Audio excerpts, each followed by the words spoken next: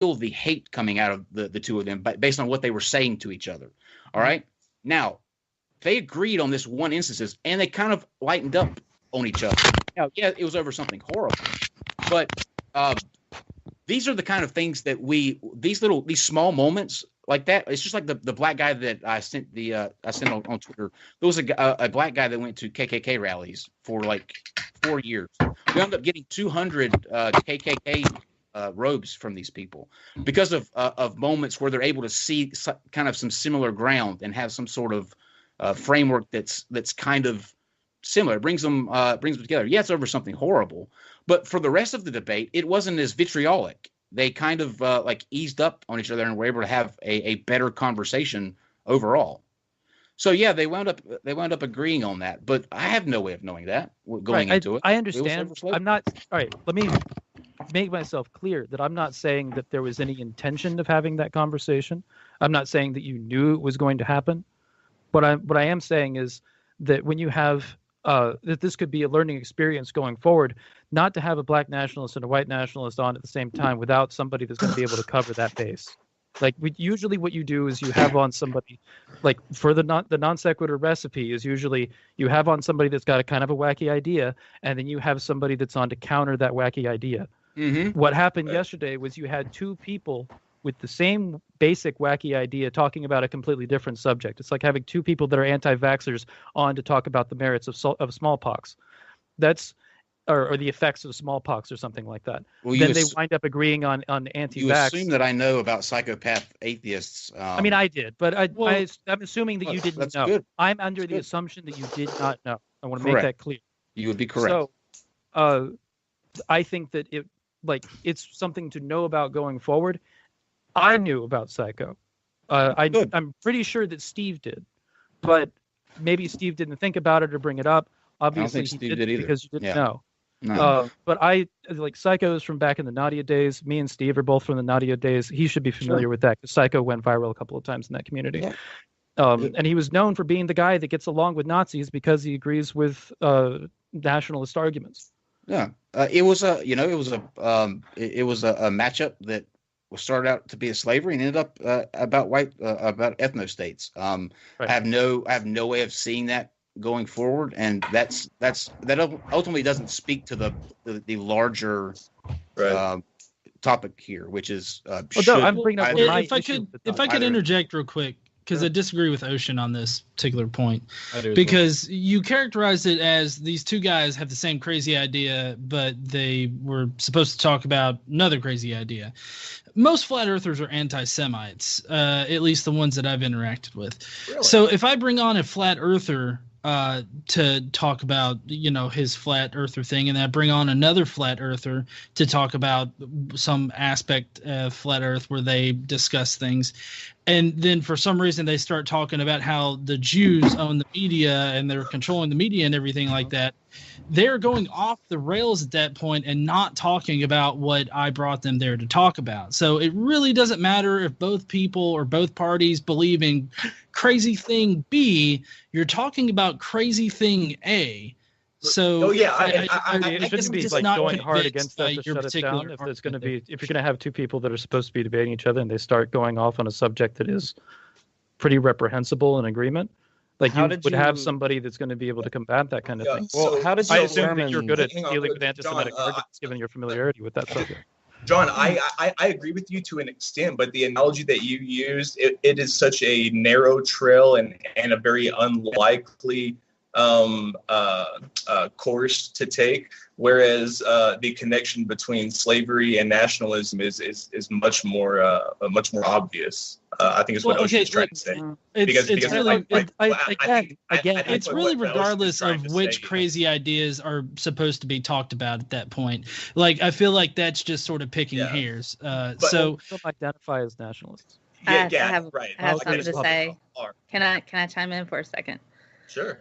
So the thing that I was watching it, when you have people on that are very strong in nationalism, it's going to be very difficult to keep them on track to this one particular crazy idea with slavery, because this is an opportunity for them to use this particular large audience to kind of push their ideas on what they want to talk about. Right.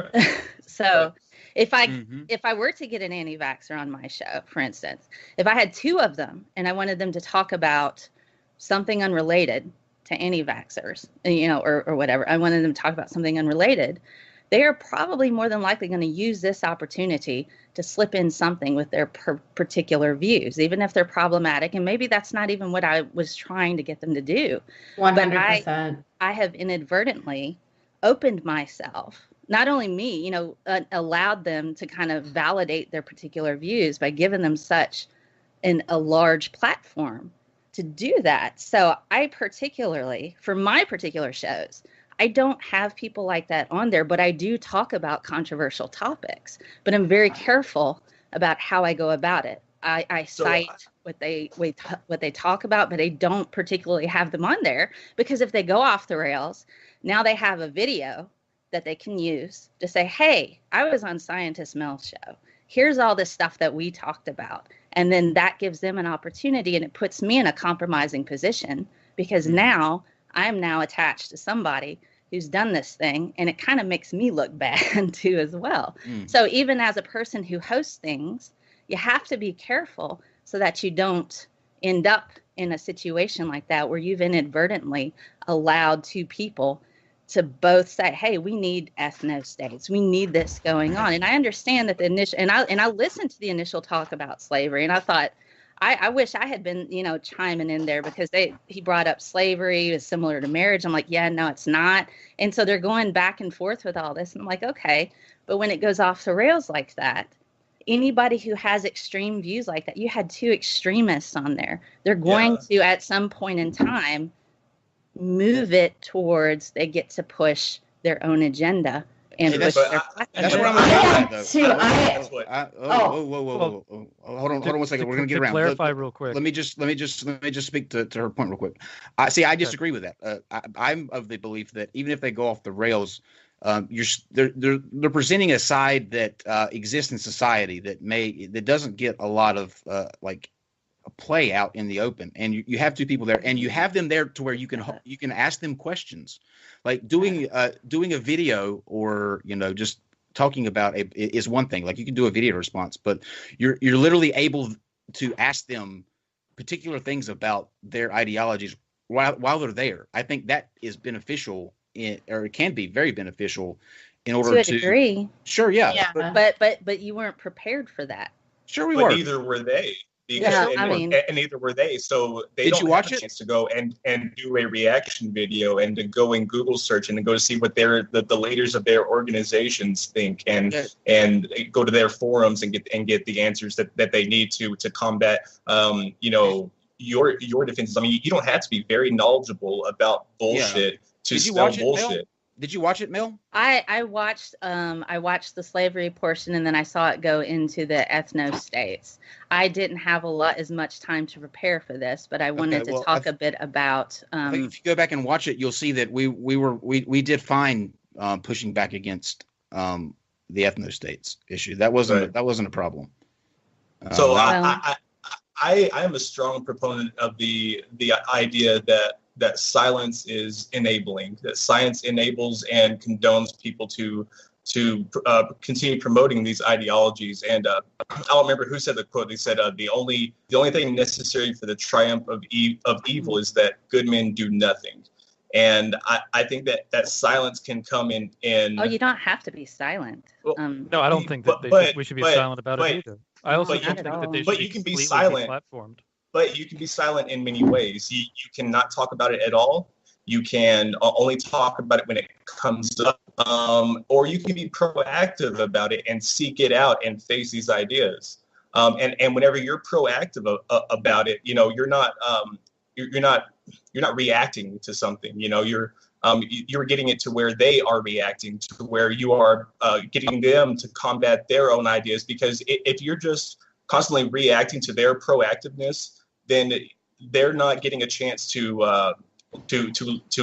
learn that they are at fault anywhere. That's the thing. A lot of these people, they're not going to learn it. They don't really change their perspective. Sure, a lot of them don't, but some do. No, can I say something? Sure. So, as someone that hosts a lot of anti-vaxxers on my own page through my column on Without a Crystal Ball, and dealing with like a lot of these very controversial topics, for me personally, I have found that knowing my platform is as large as it is, having, hundreds of thousands of views every month, like NonSequitur does, I have to be really careful about, like Mel said, what I choose to promote and what I choose to allow in my world. And on my page, I have a pretty, I got into a fight in the chat last night while watching the show because I didn't think that either one of these men deserved a platform, because their views were so extreme and so harmful. And not only that, they were talking about things, and honestly, the female voice was completely excluded, which bothered me. I agree with that. The female voice was completely out of this conversation, which bothered me to a level where I actually had to turn the conversation off and stop watching, because they're talking about oppression and you're completely negating that there's an entire population that's half of the world that is the most oppressed out of anyone else. It was a debate on slavery, though. I know, but it was a debate on slavery. But he's talking about reparations, and he's talking about an ethno-state, and he's talking about racial cleansing. Am I supposed to have people on standby that can just come in? We need a woman on standby. According to you and Ocean, I need to have people on standby when it goes. Well, I just that's okay. No. I don't think that's being called out here. That's not what I'm saying. I'm saying is the way that the conversation was going is you're talking. They started talking about the oppressiveness, and slavery is oppressive. But at the same point, women in many parts of the world live in slavery to this day. And so if you're going to talk about slavery, to not include the female voice is extremely detrimental to the conversation. I got into an argument within the chat because I said that the white nationalist points of view were so toxic that I didn't want to listen to them. But and then people were like, "Oh, you're a moderator. How can you say that he shouldn't have a platform?" I'm of the opinion, and I realize that not all of you are, but I think I'm more on Mel's page here, that some of these points of view don't deserve the platform that all of us have. We have the opportunity to inform and help others without exposing these communities and giving them publicity and energizing them. Then don't platform them. Okay. Easy. I want to, because you've said that I think you should have people on standby. That's not necessarily my opinion. Obviously, I was being hyperbolic, Ocean. Well, no, I understand. What I'm saying is that when you have somebody like JF on, the person that you choose to have go against him should not be somebody that holds nationalist views as well. Something that's that's one of those things where you can look at where the conversation is going to be and see where it's going to go.